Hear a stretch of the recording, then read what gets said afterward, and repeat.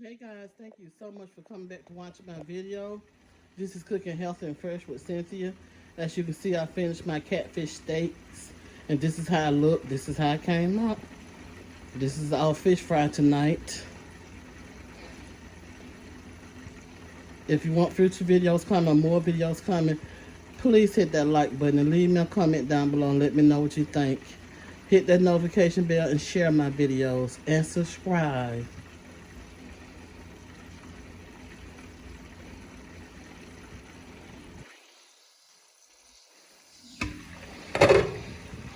And as you can see over here, we have our fries.